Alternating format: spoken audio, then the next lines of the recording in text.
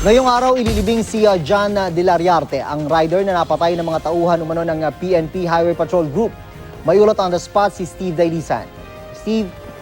June, punungan ng mga mensahe ng pagmamahal at mga litrato ng masasayang sandali ang pabawa ng pamilya De La Riarte kay John. Siya yung rider na napatay ng mga tauhan ng Highway Patrol Group matapos di umanong manlaban. Nag-uumiyaw, June, yung mensahe ng paghihinila ng isa, lalo hanggang ngayon ay hindi pa rin nasasampahan ng reklamo yung mga sangkot na pulis na sina PO2 John G. Manonog at PO3 Jeremiah Di Villa. Inaantabayanan pa yung maging confirmatory test ng NBI na gawa nitong forensic analysis. Ayon kay Robert De La Riarte, huwag na raw sanang maulit ang ganitong pangyayari sa ibang motorista. Simpleng problema lamang daw sa traffic ang pinagugatan pero buhay yung naging kapalit. Hindi pa rin daw matanggap ng pamilya yung pangyayari lalo na nung kailang mga magulang nakauwi lamang galing Amerika. Alauna ng hapon, June, ay ihahatid nila sa uling hantungan si John pero mananatili raw buhay yung kanyang mga advokasya lalo na yung mga feeding program na ginagawa niya taon-taon.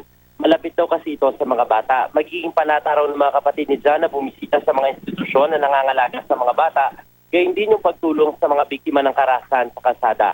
Kasama nila mamaya ang daan-daang riders na nakasama naman ni John sa mga biyahe nito.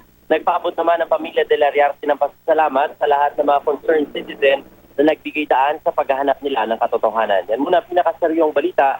Balik sa'yo, June. Maraming salamat, Steve Dailisan.